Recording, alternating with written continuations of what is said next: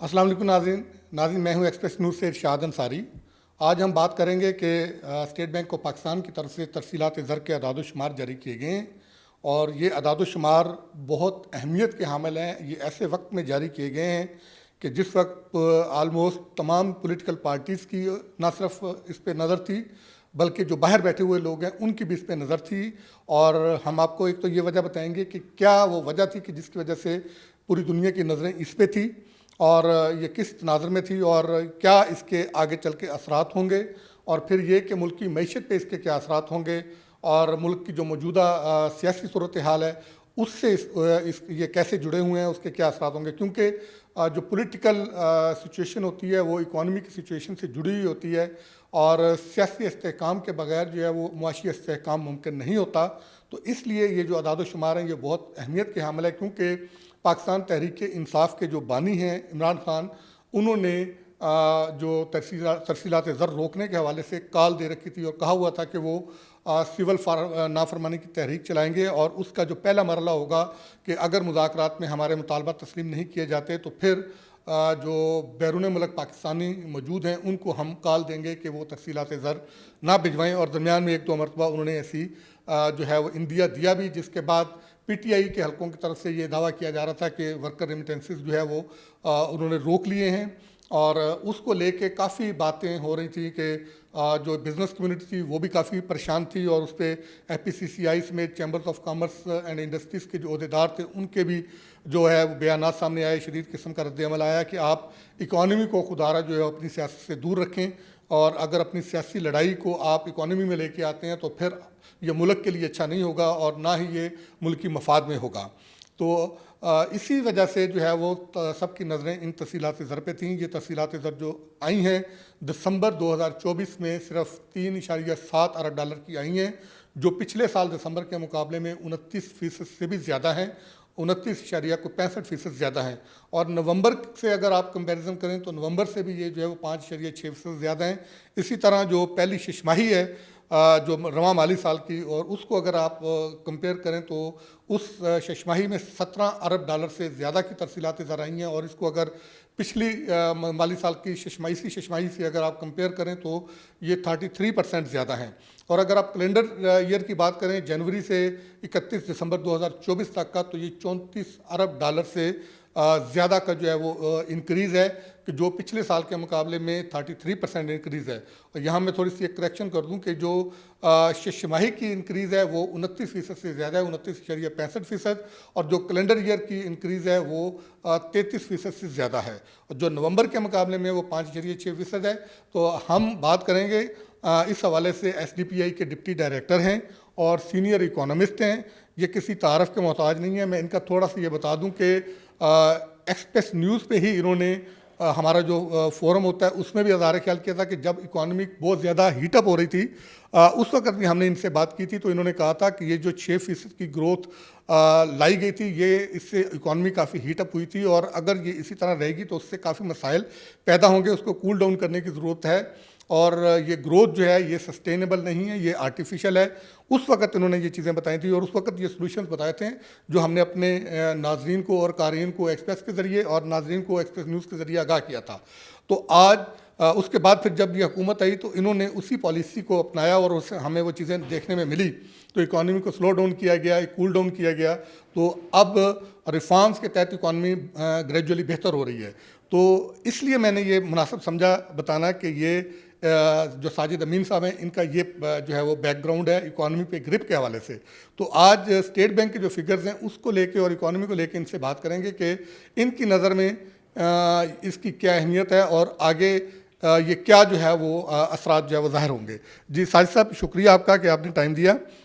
Intro में मैंने आपके हवाले से बता तो दिया, तो आपने इंट्रो भी सुन लिया। तो आप बताएंगे स्टेट बैंक के जो फिगर्स आए हैं दिसंबर के खासकर, इसको आप बतौर इकोनॉमिस्ट कैसे देखते हैं और इकॉनमी के लिए कैसे देखते हैं? जी शाह साहब, बहुत शुक्रिया। मेरे ख्याल ये बड़े हौसला कुन नंबर हैं 2-3 वजहों से, जैसे आपने ख़ुद भी कवर किया। ہم اس وقت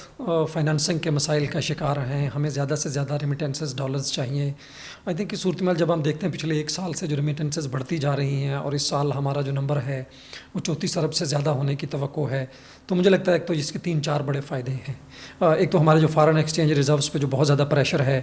وہ نہیں رہے گا, اور چونکہ آہستہ آہستہ ہم گروتھ کی طرف جا رہے ہیں, ہماری گروتھ بھی پک ہو رہی ہے, اور اس کے ساتھ ساتھ اگر ریمیٹنسز بھی پک ہوتی ہیں تو وہ جو روپے پہ پریشر آتا ہے وہ شاید اس طرح سے نہیں آئے گا. جو دوسرا میرا خیال ہے گورنمنٹ کے لیے بھی جو بڑی حوصلہ کن وہ ہے جو اس کے اندر, کیونکہ گورنمنٹ بھی شاید دیکھ رہی تھی, جیسے آپ نے اپنے انٹرو میں کہا کہ کیا رسپانس آتا لوگوں کا, تو مجھے لگتا ہے کہ جو گورنمنٹ کے لیے بھی اٹ سیلف یہ ایک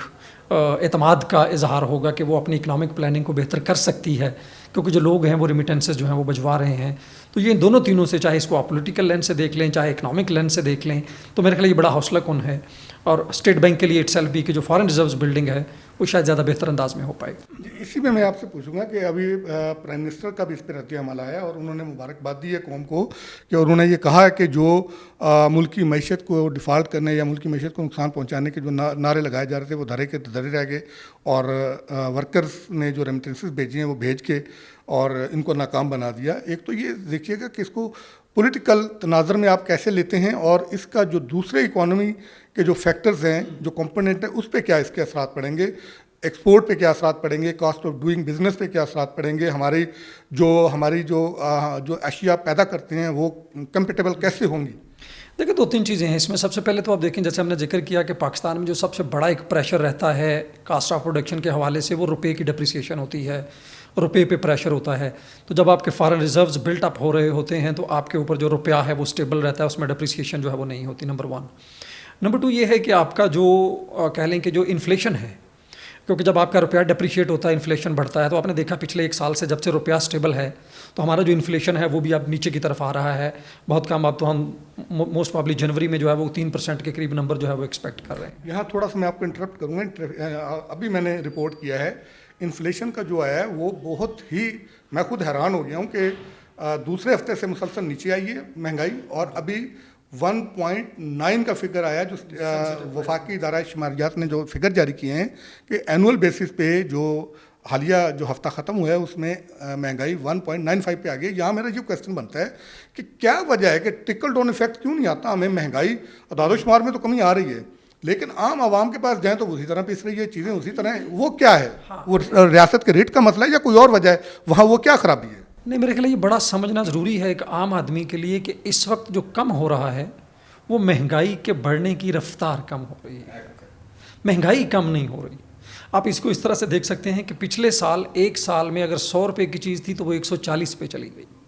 اب وہ 100 سے 104 روپے پہ چلی گئی ہے. تو اس کی جو بنیاد ہے کہ مہنگائی ابھی بھی بڑھ رہی ہے, لیکن پچھلے سال کی نسبت اس کی جو بڑھنے کی رفتار ہے وہ کم ہو گئی ہے. عام آدمی کو یہ فرق تب فیل ہوگا 2 وجہوں سے, کہ جب ایک تو قیمتیں کم ہونا شروع ہوں, لیکن اس سے بڑھ کے یہ ہے کہ جب عام آدمی کو روزگار کے مواقع پیدا ہوں گے, جب اس کی انکم بڑھے گی تب جا کے عام آدمی کو اس کا فائدہ ہوگا. ابھی فی الحال صرف یہ ہے کہ, لیکن یہ بھی ایک بہت بڑی ہوتی ہے کہ جب آپ کی اتنی تیزی سے قیمتیں بڑھ رہی ہوں اور پھر آپ اس کو اسٹیبل کر دیں کم از کم. 1-2% کا جو فرق ہوتا ہے وہ یہ تھا کہ آپ کی قیمتیں کائنڈ آف اسٹیبل ہو رہی ہیں آہستہ آہستہ. تو اس حوالے سے عام آدمی کو یہ ہے کہ ابھی قیمتوں کے بڑھنے کی رفتار کم ہوئی ہے, قیمتیں ابھی جو ہے وہ کم نہیں ہوئی. تو اس میں شاید ریٹ آف اسٹیٹمنٹ کا اس طرح اسٹیٹ کا اتنا مسئلہ نہیں ہے. یہ بنیادی طور پہ یہی ہے کہ آپ کا جو انفلیشن ہوتا ہے وہ ایکچولی یہ بتاتا ہے کہ آپ کی قیمتیں کتنی رفتار سے بڑھ رہی ہیں. تو اب وہ کم رفتار سے بڑھ رہی ہیں, اور اس میں بھی آپ دیکھیں کہ جو سب سے بڑا فیکٹر ہے وہ آپ کا ایک تو ایکسچینج ریٹ کا اسٹیبل ہونا ہے, پھر ایک جس کو ہم کہتے ہیں ہائی بیس, کہ پچھلے سال قیمتیں اتنی زیادہ بڑھ گئی تھیں کہ اب ان کے لیے مزید اوپر جانا بڑا مشکل ہو گیا تھا. تو جس کی وجہ سے یہ جو انفلیشن کے نمبر ہیں یہ ہمیں سلو مل رہے ہیں, رفتار میں یا پرسنٹیج میں کم مل رہے ہیں, بٹ قیمتیں ابھی بھی بڑھ رہی ہیں. تو عام آدمی کے لیے ابھی بھی تھوڑے جو مسائل ہیں قیمتوں کے, وہ گورنمنٹ کے لیے میں جیسے کہہ رہا ہوں, میں نے کسی اور جگہ کہا ہے کہ 2024 کا سال تھا یہ اسٹیبلائزیشن کا سال تھا, یہ گورنمنٹ کا سال تھا. 2025 کا جو سال ہے یہ اکنامک ایکٹیویٹی کا سال ہونا چاہیے, اور یہ عام آدمی کا سال ہونا چاہیے, اور یہ روزگار کا جو ہے وہ سال ہونا چاہیے. اس کے لیے کیا ہو سکے گا, آپ نے چاہیے کا لفظ یوز کیا؟ میرا خیال ہے چیلنج تو ہوگا, لیکن کسی حد تک اگر ہم دیکھیں کہ 2022 کو اگر 23 سے کریں اور 23 کو 24 سے کریں کمپیئر, تو چیزیں بہت بہتر ہیں.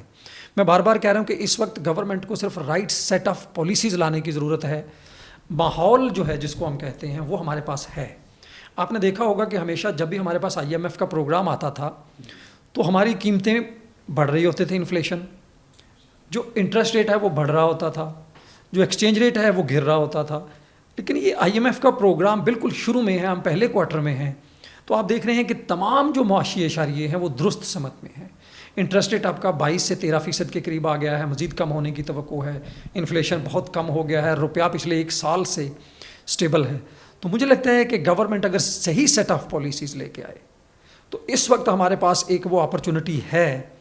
کہ ہم شاید اس طرف اب آہستہ آہستہ اکنامک ایکٹیویٹی کی طرف جا سکیں، اور شاید ہمارے اکاؤنٹس پہ پریشر بھی اس طرح سے نہیں آئے گا جیسے ہم نے بات شروع کی تھی کہ ریمیٹنسز پک ہو رہی ہیں. اگر آپ فرض کر لیں کہ پچھلے سال سے 7 ارب ہمیں ایکسٹرا مل جاتی ہیں یا 5 ارب ایکسٹرا مل جاتی ہیں، تو آپ یہ سمجھ لیں کہ یہ پورے ایک IMF کے پروگرام کے برابر ایکسٹرا جو ہمیں وہاں سے 3 سال میں ملا تھا، اس کا 1 سال ہے جو وہ پاکستانی جو ہمارے باہر ہیں وہ اپنی محنت سے جو کما رہے ہوتے ہیں وہ ہمیں بھیج رہے ہیں. تو وہ جو گیپ تھا ہمارا، جو ہمیشہ پریشر آ جاتا ہے ہائی گروتھ کی طرف جاتے، وہ شاید کم رہے گا، تو وہ اس سے پہلے کم کریٹ ہوگا. تو مجھے لگتا ہے کہ گورنمنٹ کے پاس وہ صورتحال ہے کہ اگر وہ صحیح معنوں میں پالیسیز لے کے آئے تو ہمارے پاس وہ مارجن ہے. ایک پریسائز اس کا جواب دیجیے گا، اسی سے جڑا ہوا ہے کہ ایک تو ریمیٹنسز ہے، اگر کیا آپ نہیں سمجھتے ہیں کہ ہمیں ایکسپورٹ، جی ریونیو اور انویسٹمنٹ یہ بھی بڑھانے کی ضرورت ہے کہ اگر وہ نہیں ہوتی تو یہ سارے اثرات ادھر سے زائل ہو جائیں گے. اس کے لیے گورنمنٹ کو آپ کیا تجویز دیتے ہیں؟ اور ساتھ ہی ایک تھوڑا سا یہ بھی بتا دیجیے گا کہ اسٹاک مارکیٹ میں جو ڈیٹیریشن آئی ہے کیا یہ واقعی کریکشن تھی یا یہ کوئی الارمنگ سچویشن تھی جو PTI کے مذاکرات چل رہے ہیں اس کی وجہ سے تھا؟ نہیں، میرے خیال ہے یہ کریکشن ہے، کیونکہ جب آپ ایک بہت پیک پہ چلے جاتے ہیں، جب آپ ایک پیکس پرچیز کر لیتے ہیں تو پھر آپ کو پتہ ہوتا ہے کہ یار اب ہمیں ایک پیک ٹچ کر رہے ہیں، تو کہیں جس کو ہم کہتے ہیں نا اینیمل اسپرٹ، کہ جب ہمیں ایک چیز بہت اوپر چلی جاتی ہے تو ہمیں ہوتا ہے یار اب اس نے تھوڑا سا نیچے جانا ہے، تو اس میں پھر ہم سیل پہ جاتے ہیں، پھر ہم تھوڑی چیزوں کو کریکٹ کرتے ہیں. تو مجھے لگتا ہے کہ یہ جو ہو رہے ہیں یہ بیسکلی کریکٹنگ میئرز ہیں، اور اس طرح کا اوپر نیچے ہم دیکھتے رہیں گے. مارکیٹ 3-4 ہزار پوائنٹ نیچے آئے گی، پھر 6-7 ہزار پوائنٹ اوپر جائے گی، پھر 1-2 ہزار پوائنٹ نیچے آئے گی. یہ مارکیٹس میں ہوتا ہے، کہیں نہ کہیں نیوز کا بھی ہوتا ہے، بٹ مارکیٹ کو ایک کانفیڈنس ہے جو ہمیں اب نظر بھی آ رہا ہے، اور وہ ریمیٹنسز پہ بھی نظر آ رہا ہے. مثلا ریمیٹنسز کے جو بڑے فیکٹرز ہیں 2-3 میں سے اگر آپ دیکھیں تو سب سے پہلا ہے کہ وہ آپ کی ایکسچینج ریٹ کی اسٹیبلٹی ہے. اب بھیجنے والے کو پتہ ہے کہ روپیہ اسٹیبل ہے، ڈالر کا جو ریٹ مجھے باہر سے ملے گا وہی، اب بلیک مارکیٹ نہیں ہے آپ کے پاس، تو اس کی وجہ سے آپ کے ساری جو ریمیٹنسز ہے جو اب تھرو آفیشیل چینل زیادہ آ رہی ہیں، جس کی وجہ سے ایک جو نمبر ہے وہ پک ہو رہا ہے. اکنامک اسٹیبلٹی آئی ہے، انویسٹمنٹ کی اپرچونیٹیز بڑھی ہیں، جو ہنڈی کے تھے ان کو روکا گیا ہے. تو ان 3-4 فیکٹر سے مل کے آپ کی جو ریمیٹنسز ہیں وہ بڑھ رہی ہیں. یہی وہ کانفیڈنس ہے جو مارکیٹ کو بھی ہے، ایکسچینج ریٹ جو آپ کی اسٹاک ایکسچینج ہے اس کو بھی ہے کہ چیزیں بہت بہتر ہو رہی ہیں، معاشی اشاریے بہت بہتر ہو رہے ہیں. بار بار صرف یہ ہے کہ ہمیں اب ان معاشی اشاریوں کو کنورٹ کرنا ہوگا عام آدمی کی بہتری کے لیے، اور گورنمنٹ کو چاہیے کہ 25 کا جو سال ہے اس کو عام آدمی کے روزگار کے سال کی طرف بہتر معاشی پالیسیوں سے اس صورتحال کا فائدہ اٹھاتے ہوئے جو اس وقت ہے، جس میں ایکسپورٹ کو بہتر کیا جائے، جو ٹیکس کے جو میئرز ہیں اس کو لیا جائے. تو ہمیں انتظار نہیں کرنا چاہیے کہ صرف ریمیٹنسز پہ سارا برڈن چلا جائے. ہمیں اس موقع کا فائدہ اٹھانا چاہیے کہ اگر ریمیٹنسز جو پاکستانی باہر ہیں وہ ہمیں ایک کوشن اگر پرووائڈ کر رہے ہیں تو ہم وہ میئرز لے سکیں جو ایکسپورٹس کو بڑھانے کے لیے ہیں، جو ریونیوز کو بڑھانے کے لیے ہیں. تو اوور آل ایک ہولسٹکلی ہمیں گورنمنٹ کو لے کے جو ہے وہ چلنا چاہیے. تھینک یو ساجد صاحب. ناظرین، آپ نے سینئر اکانومسٹ ساجد امین صاحب کی جو ہے وہ گفتگو سنی. ہم امید کرتے ہیں کہ حکومت جو ترسیلات زر میں اضافہ ہوا ہے اور اسی طرح جو دوسرے اقتصادی جو اشاریے وہ بہتر ہوئے ہیں ان کا جو ہے وہ فائدہ اٹھائے گی اور مزید انتظار نہیں کرے گی، اور اس کے جو اثرات ہیں وہ عام آدمی تک پہنچانے کے لیے جو ہے وہ اقدامات اٹھائے گی. جیسا کہ وزیر خزانہ بھی بار بار اس عزم کا اظہار کر رہے ہیں، اور وہ کہہ رہے ہیں کہ ہر ECC کی میٹنگ میں ہم خاص کر انفلیشن کو ٹاپ آف دا لسٹ جو ہے وہ ایجنڈے میں رکھتے ہیں اور صوبوں کو بھی آن بورڈ کرتے ہیں. تو اگر یہ حکومت یہ چیزیں کرنے میں کامیاب ہو جاتی ہے تو یقینی طور پہ یہ جو 2025 کا سال ہوگا یہ ہماری اکانومی کے لیے، ہمارے ملک کے لیے ایک انقلابی سال جو ہے وہ ثابت ہو سکتا ہے.